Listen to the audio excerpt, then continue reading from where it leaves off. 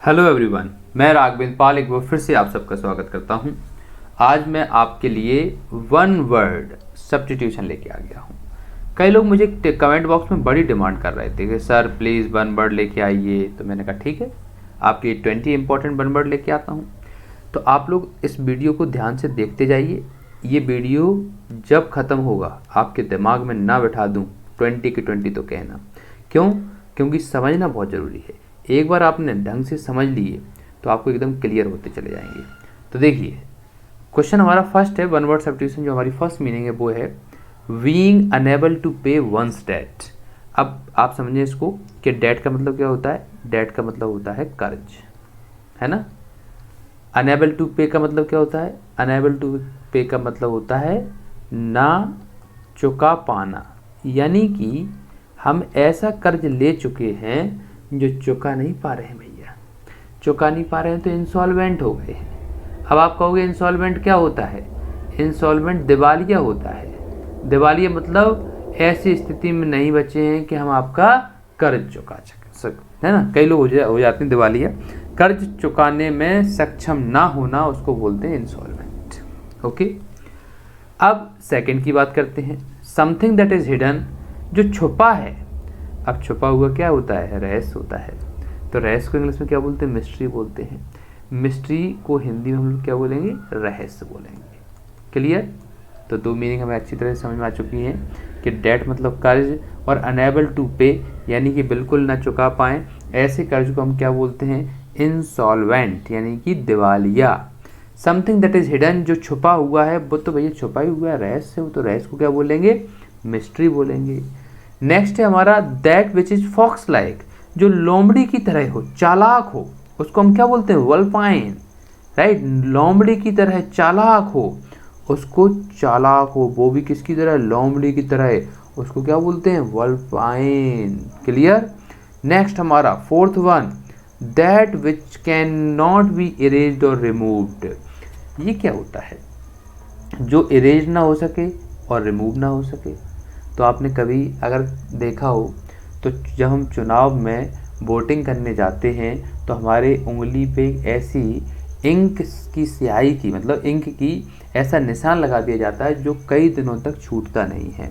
तो उसको indelible ink बोलते हैं, मतलब जो आसानी से ना छूट सके। तो जिसको इरेज ना किया जा सके, जिसको रिमूव ना किया जा सके, उसको हम क्या बोलते हैं, इनडेलिबल। इनडेलिबल मतलब क्या होता है, अमिट। अमिट मतलब जिसको मिटाया जल्दी से ना जा सके, उसको बोलते हैं अमिट, है ना। तो ये हमारा हो जाएगा इनडेलिबल। राइट। नेक्स्ट है हमारा फिफ्थ वाला, short summary of a book और स्पीच। ऐसी स्पीच, ऐसी बुक जिसको किसके बारे में शॉर्ट समरी बताई गई हो, ऐसी बुक या स्पीच को हम क्या बोलते हैं, एपिटोम बोलते हैं। एपिटोम मतलब क्या होता है, जब हम समरी करते हैं, कोई बड़ा सा बहुत बड़ा पैराग्राफ आपको बताया गया है और उसकी छोटी सी समरी हम चाहते हैं। आपने देखा होगा कई समरी हम लोग पढ़ते भी हैं, तो उसको हम लोग बोलते हैं एपिटोम। क्लियर हो चुका होगा। आगे बढ़ते हैं। और साइंस ऑफ टाइम, जब हम टाइम के बारे में उसको पढ़ते हैं, उसकी समझते हैं, विज्ञान के बारे में कि मतलब टाइम कैसे चलता है, बहुत सारी चीज़ें जिसको हम स्टडी करते हैं, तो साइंस ऑफ टाइम को हम क्या बोलते हैं पता है, हॉरोलॉजी। हॉरोलॉजी मतलब क्या होता है, स्टडी ऑफ टाइम यानी कि science of time. Okay. Next one, seventh, science of constitution of whole universe.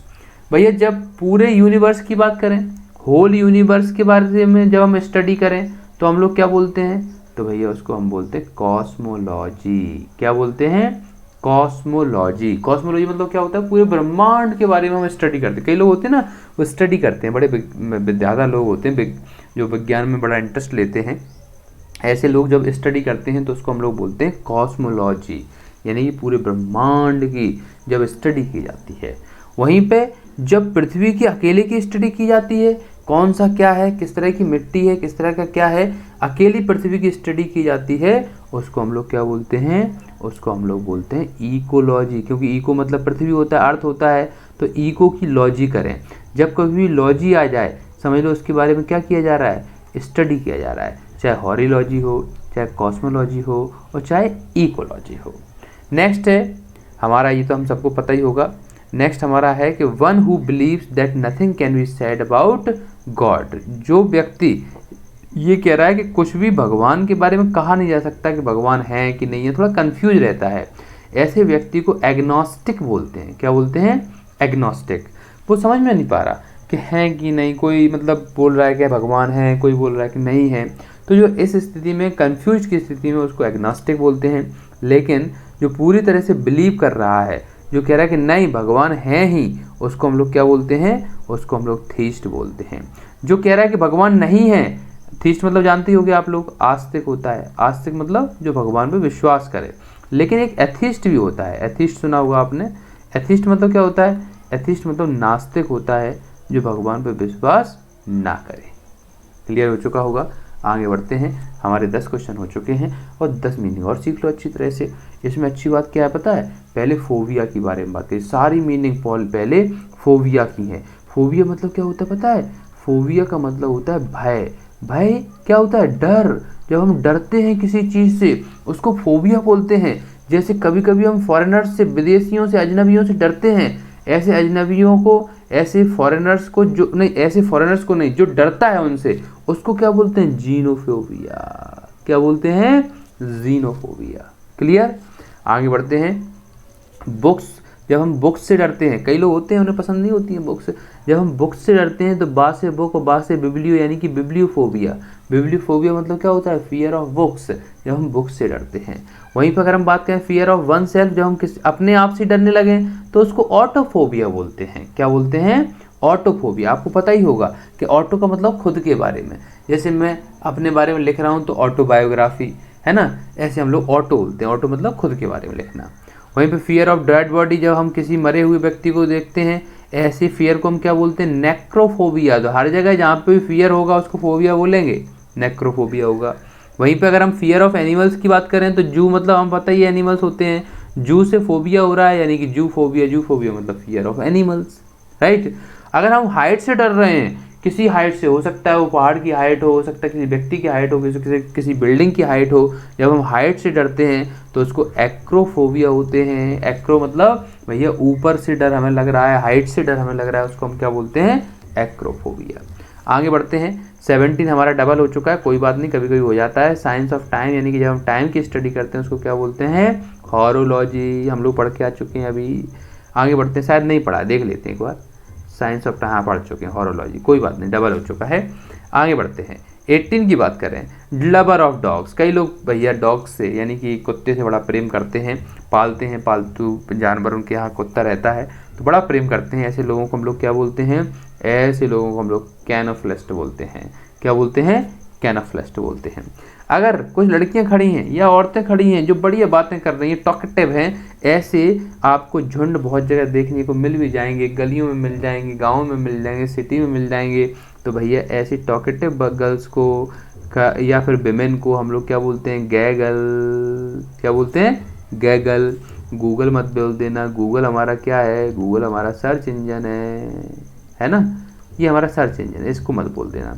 वहीं पे गीगल मत बोल देना। गीगल मतलब क्या होता है? खी करना, खी करके हंसते हैं ना, खी करना। जब कोई हंसता है खी करके उसको गिगल बोलते हैं, राइट। लेकिन गैगल का मतलब क्या होता है? गैगल का मतलब होता है टॉकेटिव गर्ल्स या विमेन का group. Government by rich and powerful class, ऐसी गवर्नमेंट जो अमीरों की हो, गरीबों की ना हो, उसको हम लोग क्या बोलते हैं? प्लूटोक्रेसी। क्योंकि प्लूटो का मतलब जैसे प्लूटोफोबिया होता है तो अमीरी से डर, धन से डर, है ना, तो प्लूटोक्रेसी। प्लूटोक्रेसी मतलब क्या होता है? गवर्नमेंट, जैसे बड़े बड़े बिजनेसमैन है उनकी गवर्नमेंट हो जाए तो उसको हम प्लूटोक्रेसी बोलते हैं। लोगों की गवर्नमेंट है तो डेमोक्रेसी बोलते हैं, राइट।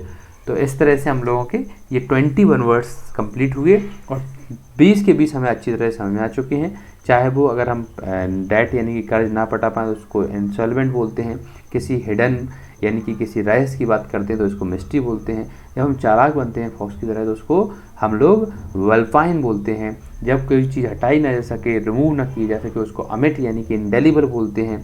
वहीं पे किसी बुक की समरी, किसी स्पीच की समरी की हम बात करें तो एपिटम बोलते हैं। साइंस ऑफ टाइम यानी कि हम टाइम की स्टडी कर रहे हैं तो उसको हॉरोलॉजी बोलते हैं। लेकिन होल यूनिवर्स की स्टडी अगर हम कर रहे हैं तो उसको कॉस्मोलॉजी बोलते हैं। केवल पृथ्वी की अगर हम स्टडी कर रहे हैं, जो पृथ्वी पर लिविंग बीइंग्स हैं उसका एनवायरनमेंट से क्या संबंध है, उसको हम इकोलॉजी बोलते हैं। और वहीं पे जो व्यक्ति कंफ्यूज रहता है कि भगवान है कि नहीं, उसको एग्नोस्टिक बोलते हैं। जो व्यक्ति भगवान पर विश्वास करता है उसको थीस्ट बोलते हैं। जो व्यक्ति भगवान पर विश्वास नहीं करता उसको एथिस्ट बोलते हैं, है ना। अगर डर रहे हो आप, फॉरेनर से डर रहे हो तो जीनोफोबिया, बुक से डर रहे हो तो बिब्लीफोबिया, वन सेल्फ खुद से डर रहे हो तो ऑटोफोबिया, डेड बॉडी से डर रहे हो तो नेक्रोफोबिया, एनिमल से डर रहे हो तो जूफोबिया, हाइट से डर रहे हो तो एक्रोफोबिया, है ना। और साइंस ऑफ टाइम हम पता लगा ही चुके हैं, अगर हमें डॉग से प्यार है, बहुत ज़्यादा प्यार है, तो उसको कैनोफिलिस्ट बोलते हैं। ऐसी लड़कियां खड़ी हैं जो बहुत ज़्यादा बातें करती हैं, या औरतें खड़ी हैं तो उनको गैगर बोलते हैं। अगर अमीरों की सरकार है तो उसको प्लूटोक्रेसी बोलते हैं। ओके, चलिए आप लोगों को समझ में आ चुका होगा। मिलता हूँ नेक्स्ट वीडियो में। Thank you very much, thanks a lot.